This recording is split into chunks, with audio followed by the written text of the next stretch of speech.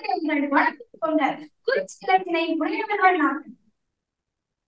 மலர்கள் பூத்து மனம் வீச பேசிக் கொண்டிருக்கும் அனைவரையும் அழைக்கின்றேன்.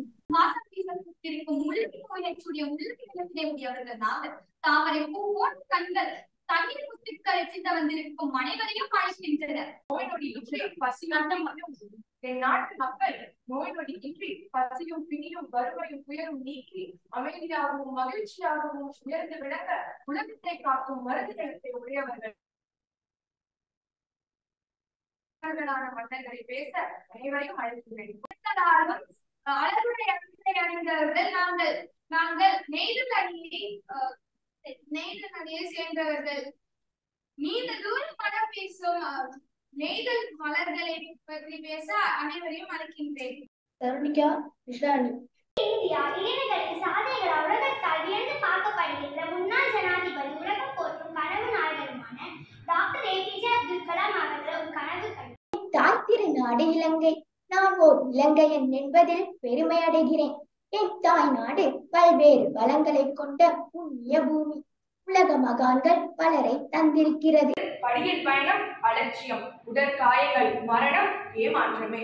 நடந்து செல்லும் பொழுது குழாயில் தண்ணீர் வீணாக வடிகிறது, அதை கண்டு கொள்ளாமல் செல்வது அலட்சியம். பின்னாளில் மக்கள் குறைகள் தீர்க்கப்படாதது ஏமாற்றமே.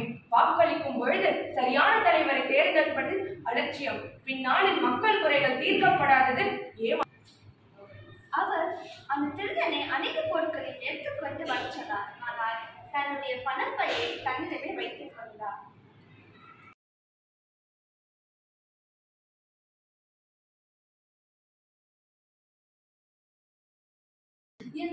சித்தம் மகிழ்ந்திடவே நன்றாயிரம் தென்றல் வர வேண்டும். என்ன சித்தம் மகிழ்ந்திடவே நன்றாயிரம் தென்றல் வர வேண்டும். காணி நிலம் வேண்டும் பராசக்தி, காணி நிலம் வேண்டும், காணி நிலம் வேண்டும். தேடிக்கொண்டிருந்த அவர்கள் 4 பேருக்கும் எந்த வகையான பொக்கிஷமும் கிடைக்கவில்லை. இறுதியில் அவர்களுக்கு வித்தியாசமான ஒரு நிலம் காணப்பட்டது. உடனே அங்கே சென்று தோண்டி பார்த்தார்கள். அங்கே தோண்ட நீர் மிகவும் வேகமாக பாய ஆரம்பித்தது. இதை பார்த்த ஊர் மக்கள் கூறினார்கள்,